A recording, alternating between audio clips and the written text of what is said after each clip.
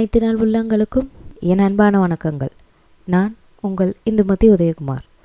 இன்னைக்கு நம்ம பார்க்க இருக்கிற சிறுகதை கணவன் மனைவி. வாங்க கதைக்குள்ளே போகலாம். வாசலில் காலிங் பெல் அடிக்கிற சத்தம் கேட்டு கதவை திறந்து திகைச்சு போய் நின்னாரு வசந்தோட அப்பா. வசந்த், வா வா, என்ன இது, வரேன்னு ஒரு ஃபோன் கூட பண்ணலையே. உள்ள வாப்பா. நந்தினி வரலையா?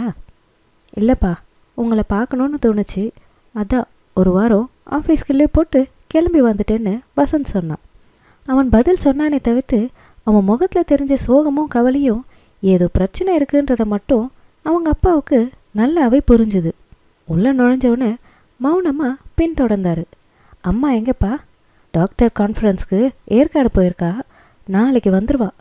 நீங்கள் ரிட்டையர் ஆகிட்டீங்க, ஆனால் அம்மா மட்டும் இன்னும் வேலை பார்த்துட்ருக்காங்களே. உங்கள் அம்மாவுக்கு தான் ரிட்டையர்மெண்ட்டே கிடையாதே, அவள் செய்கிற தொழில் அப்படி, புனிதமான டாக்டர் தொழிலாச்சே. சரி சரி, நீ என்ன குடிக்கிற, காஃபியா டீயா? இருக்கட்டும்ப்பா, ட்ரெயினை விட்டு இறங்கினதும் காஃபி ஷாப்பில் குடிச்சிட்டு தான் வந்தேன்.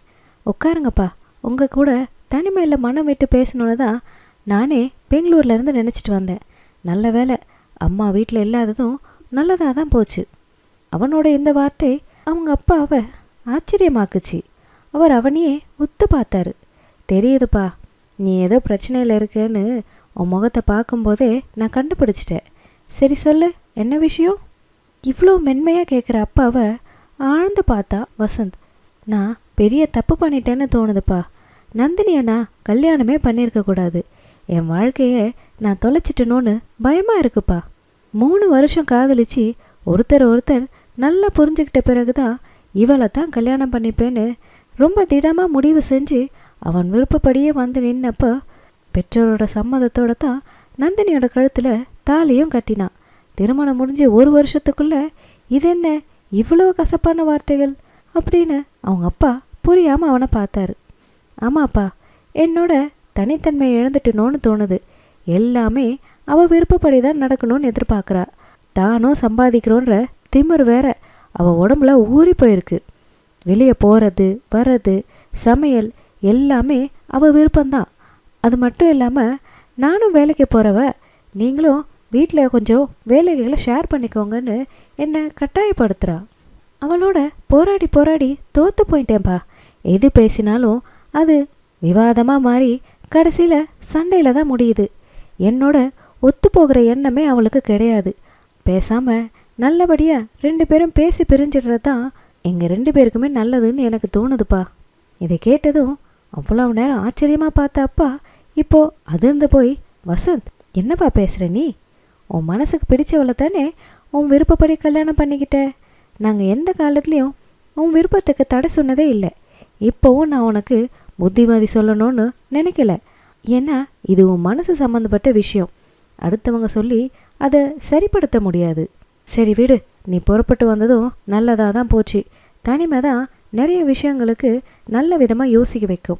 என்னை பொறுத்தவரை உன் மேலேயும் நந்தினி மேலேயும் எந்த தப்பும் இருக்கிறதா தோணலை. எந்த முடிவுக்கும் உடனே வந்துடக்கூடாது வசந்த். யோசனை பண்ணி முடிவு பண்ணலாம். அப்பா அவனை சமாதானப்படுத்தினார். ராத்திரி டிஃபன் சாப்பிட்டு 2 பேரும் கொஞ்ச நேரம் பேசிட்டு வசந்துக்கு பயணத்தோட களைப்புனால அவன் சீக்கிரமாகவே படுத்து தூங்கிட்டான். காலையில் எழுந்ததும் அவன் அம்மா வந்து நின்னா. வசந்த், என்னடா இது, நீ மட்டும் புறப்பட்டு வந்திருக்க, நந்தினியை கூட்டிகிட்டு வரக்கூடாதா?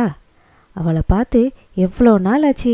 வேலைன்னு உடம்பை கெடுத்துக்கிறாளா என்ன? அடுத்த முறை அவசியம் அவளை கூட்டிகிட்டு வரணும், சரியா? மருமகளை பற்றி ரேவதி விசாரிக்க மௌனமாக இருந்தா வசந்த். இன்றைக்கி நான் ஹாஸ்பிட்டலுக்கு லீவ் போட்டிருக்கேன். இன்றைக்கி சமையல் உன்னோட ஸ்பெஷல் தான்.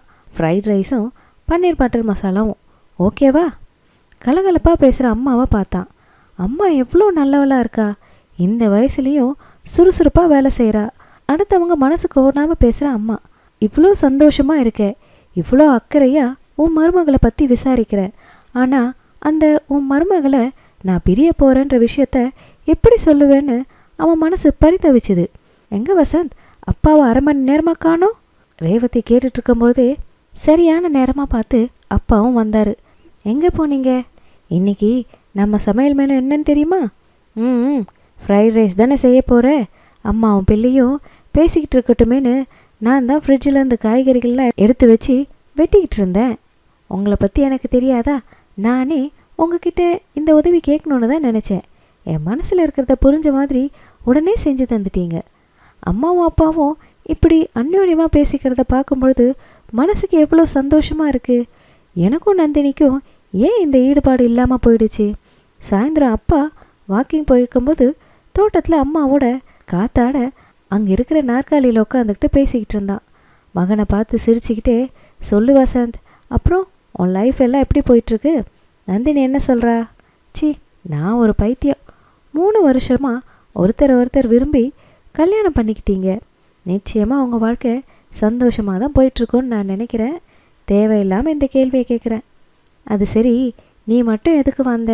நந்தினியும் கூட்டிகிட்டு வந்திருக்கலாம்ல, மனசுக்கு நிறைவாக இருந்திருக்கும். அவன் அம்மா பாட்டே பேசிகிட்டே இருந்தா. அம்மா, உன்கிட்ட ஒரு விஷயம் கேட்கணும். அப்பாவை பற்றி நீ என்ன நினைக்கிற? 30 வருஷம் தாம்பத்தியத்தில் உனக்கு முழு மனநிறைவு கிடைச்சிருக்காமா? மகனோட கண்களை அகல விரித்து பார்த்த ரேவதி, அப்பாவை பற்றி தெரிஞ்சும் இப்படி ஒரு கேள்வியை எப்படிடா நீ கேட்ட? என்னை பார்த்தா நிறைவாக வாழற மாதிரி தெரியலையா? அதுக்கு இல்லைம்மா, உங்கள் இளமை கால வாழ்க்கை எனக்கு தெரியாது இல்லையா, அதனால தான் கேட்டேன். அந்த காலத்தில் நடந்த ஏதாவது 1-2 விஷயங்களை சொல்ல. மனசுக்கு நெருடலான விஷயங்கள், ஒருத்தருக்கு ஒருத்தர் கருத்து வேறுபாடு, இப்படி எதுவுமே உன் வாழ்க்கையில் நடந்தது இல்லையா என்ன? அப்பா உன்கிட்ட எப்படி நடந்துக்கிட்டார்னு தெரிஞ்சுக்கணுன்ற ஒரு ஆர்வத்தில் தான் கேட்டேன். புரியுது வசந்த், உனக்கு தெரியாத சில விஷயங்கள் எங்கள் வாழ்க்கையில் நடந்திருக்குமோன்னு நினைக்கிற. அதையெல்லாம் எப்படி சமாளிச்சேன்னு கேட்க வர, அப்படி தானே? அந்த விஷயத்தில் நான் ரொம்ப கொடுத்து வச்சேன் வசந்த். உன் அப்பா மாதிரி ஒருத்தர் கணவனாக கிடைச்சதுக்கு நான் ரொம்ப கொடுத்து வச்சுருக்கணும். எனக்கு கல்யாணம் ஆனப்போ வெறும் 18 வயசு தான். எனக்கு படிப்பு மேலே ரொம்ப ஆர்வம். உன் அப்பா தான் என்னை மெடிக்கல் காலேஜ் சேர்த்து விட்டு படிக்கவே வச்சார். என் முன்னேற்றத்துக்காக ரொம்பவே உழைச்சவர் அவர். அன்னைக்கிலேருந்து இன்னைக்கு வரைக்கும் நான் முன்னேறதை பார்த்து உண்மையிலேயே சந்தோஷப்பட்டவர் அவர் தான். கடைசி வருஷம் படிப்பு முடிக்கிற சமயம் நீ எங்களுக்கு பிறந்த. உன்னை நான் வளர்த்தேன்னு சொல்கிறத விட பகலாக கண் விழிச்சு உன் அப்பா தான் உன்னை வளர்த்தாருன்னு சொல்லணும். ரேவதி, நீ ராத்திரியில் கண் முழிக்க வேண்டாம். குழந்தை எழுதா நான் பார்த்துக்கிறேன். படிச்சுட்டு வீட்டு வேலையும் பார்த்துக்கிட்டு நீ கஷ்டப்படாத. ராத்திரி நல்ல தூக்கம் இல்லாட்டி உடம்பு கெட்டு போயிடும். நீ ரெஸ்ட் எடு, சரியா அப்படின்னு என்னை சமாதானப்படுத்தி தூங்க வைப்பார். உங்கள் அப்பாவோட அன்பான வார்த்தைகள் எனக்கு நிறைய தைரியத்தையும் ஊக்கத்தையும் கொடுத்துருக்கு. இன்றைக்கி சொசைட்டியில் நான் ஒரு நல்ல டாக்டர்னு பேர் வாங்கினதுக்கு முழுக்க முழுக்க காரணம் உங்கள் அப்பா மட்டும்தான். கணவன் மனைவிங்கிறது வெறும் 3 முடிச்சில் ஏற்படுற பந்தம் இல்லைப்பா. அதையும் தாண்டி உள்ளுணர்வோட ஒருத்தரை ஒருத்தர் மனசு வர ஏற்றுக்கணும். அவங்க நிறை குறைகளோட வாழறது தான் உண்மையான தாம்பத்தியம். நீ 4 வயசு சின்ன பையனாக இருக்கும் பொழுது ஆஃபீஸில் நடந்த ஒரு திருட்டு விஷயத்தில் வேண்டாதவங்க உங்கள் அப்பாவையும் இழுத்து விட 1 வருஷம் வேலை இல்லாமல் அவர் வீட்டில் இருந்தப்ப என் சேலை துணிமணி கூட பார்க்காம எல்லாத்தையும் துவச்சி போட்டிருக்காரு. கேட்டால், இங்கே பாரு ரேவதி, இந்த கேஸில் எப்படியும் என் மேலே தப்பு இல்லைன்னு நிரூபணம் ஆகிடும். திரும்ப நான் வேலைக்கு போகத்தான் போகிறேன். அது வரைக்கும் உனக்கு உதவியாக இருக்கிறதுல எனக்கு சந்தோஷந்தான்னுவார். இன்னைக்கு வரைக்கும் உங்கள் அப்பாவோட சந்தோஷமாக தான் நான் வாழ்ந்துட்டுருக்கேன். மனைவிங்கிறவ தனக்கு ஏற்ற மாதிரி தான் நடந்துக்கணும். தனக்கு அடங்கி நடந்து தன்னோட எண்ணங்களை தான் பிரதிபலிக்கணும்னு நினைக்கிறவங்க மத்தியில் என்னோட திறமைகளை ஊக்குவிச்சார். தான் ஒரு சாதாரண வேலையில் இருந்தாலும் என்ன உயர்வான இடத்துல வச்சு பார்த்து பெருமைப்பட்டார். அந்த நல்ல மனசுக்கு தான் நான் காலம் முழுசும் சேவை செய்ய கடமைப்பட்டிருக்கேன்ப்பா. இதை சொல்லும் பொழுது அம்மா நெகிழ்ந்து போகிறத வசந்தால் புரிஞ்சுக்க முடிஞ்சுது. அம்மாவும் பிள்ளையும் பேசிகிட்டு இருக்கும் பொழுது அப்பா வீட்டுக்குள்ளே இருந்து குரல் கொடுத்தார். வசந்த், இங்கே வாயே. ஃபோனில் நந்தினி தான் இருக்கா. 2 நாளாக உடம்பு சரியில்லையா, ஆஃபீஸுக்கு போகாமல் வீட்டில் தான் இருக்காளாம். நான் தனியாக இருக்காளேன்னு ஃபோன் பண்ணி பேசினேன். நீயும் 2 வார்த்தை பேசிடுறியா? அப்பா அழைக்க ஃபோனை வாங்கி, என்ன உடம்பு சரியில்லையா? ஆமாம், காய்ச்சல் அதிகமாக இருக்குது. மாத்திரை போட்டுட்டு வீட்டில் தான் இருக்கேன். நீங்கள் தான் நான் எப்படி போனேன் என்னன்னு விட்டுட்டு போயிட்டீங்களே. நீங்கள் பக்கத்தில் இருந்தால் அதுவே எனக்கு பெரிய பலமாக இருந்திருக்கும்னு உங்களை பிரிஞ்சிருக்கிற இந்த சமயத்தில் தான் எனக்கு புரியுதுங்க. நந்தினி சொன்னதும் வசந்தும் சொன்னான். நானும் வார்த்தைகளால் உன்னை நிறைய காயப்படுத்தியிருக்கேன். உன்கிட்ட நான் அன்பை காட்டுறதை விட ஆத்திரத்தை காட்டினது தான் அதிகம். அப்படி இல்லைங்க, உங்கள் மனசுலேருந்து நான் விலகிட்டு வரேன்னு இந்த தனிமை தான் எனக்கு புரிய வச்சுது. நீங்கள் எப்போ வரீங்க? குரல் தழுதழுக்க நந்தினி கேட்டதும் உள்ளுக்குள்ளே உடஞ்சி போனா வசந்த். நானும் உங்ககிட்ட நிறைய விஷயத்தில் ஈகோ பார்த்துருக்கேன் நந்தினி, கடுமையாக நடந்திருக்கேன். அம்மா சொன்ன மாதிரி அவங்கவுங்க நிறை குறைகளோட மனசார ஏற்றுக்கிறது தான் உண்மையான தாம்பத்தியம். நானா நீயாங்கிற போட்டிக்கே இடம் இருக்கக்கூடாது. இப்படி ஒரு அம்மா அப்பாவுக்கு மகனாக பிறந்ததுக்கு நான் இவ்வளோ மோசமாக நடந்திருக்கேன்னு நினைக்கும் பொழுது எனக்கே அசிங்கமாக இருக்குது. இதையெல்லாம் அவன் வார்த்தைகளால் சொல்லணும்னு நினச்சான். ஆனால் ஏனோ அவனால் இதை சொல்ல முடியல. அவன் அமைதியாக இருக்கும் பொழுது, என்னங்க பேச்சையே காணோம், இன்னும் என் மேலே கோவமாக தான் இருக்கீங்களா? சாரிங்க. சேச்சே, அதெல்லாம் இல்லை நந்தினி, இன்றைக்கி ஈவினிங்கே ஃப்ளைட் இருக்குமான்னு யோசிச்சுட்டு இருந்தேன். நீ கவலையே படாத, சாயந்தரம் ஃப்ளைட் பிடிச்சி ராத்திரிக்குள்ளே அங்கே வந்துடுவேன், ஓகேவா? அது வரைக்கும் பத்திரமா இரு அப்படின்னு என்றைக்குமே இல்லாத அன்போடவும் பரிவோடவும் பழைய வசந்தா தன் மகன் பேசுகிறத கேட்டதும் அவன் மனசில் ஏற்பட்ட சலனங்களும் சஞ்சலங்களும் மறைஞ்சு போயிடுச்சுன்னு புரிஞ்சுக்கிட்ட அப்பாவும் அம்மாவும் அவன் பக்கத்தில் வந்து அன்போடு அவனை தட்டி கொடுத்தாங்க.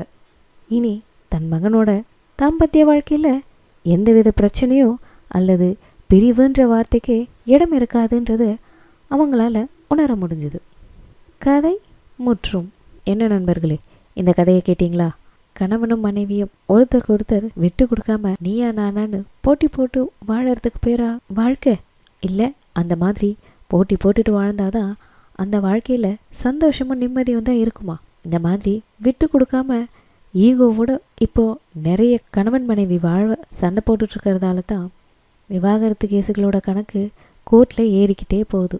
புரிதல், அன்பு, விட்டு கொடுத்தல், பொறுமையாக போகிறது, அனுசரித்து போகிறது, அரவணைக்கிறது, இது எல்லாமே ஒரு நல்ல தாம்பத்தியத்துக்கான காரணிகள். இதையெல்லாம் சரியான முறையில் பின்பற்றி வாழும்பொழுது கண்டிப்பாக அந்த வாழ்க்கை சந்தோஷமாக தான் இருக்கும்.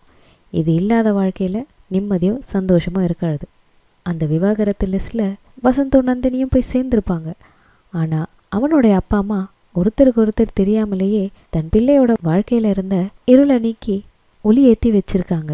இனி அவன் வாழ்க்கையில் அவங்க எதிர்பார்த்த அந்த சந்தோஷம் காலத்துக்கும் நிலச்சிருக்கும். இந்த பதிவோட இந்த கதையை நம்ம முடிச்சுக்கலாம். இந்த கதை உங்களுக்கு பிடிச்சிருந்தால் லைக் பண்ணுங்கள், ஷேர் பண்ணுங்கள். ஏன்னா இது மாதிரி நிறைய கதைகளுக்கு நம்ம சேனலில் மறக்காமல் சப்ஸ்கிரைப் பண்ணிக்கோங்க. திரும்ப வேறு ஒரு நல்ல கதையுடன் நான் உங்களை மீண்டும் சந்திக்கிறேன். அதுவரையில் நன்றி.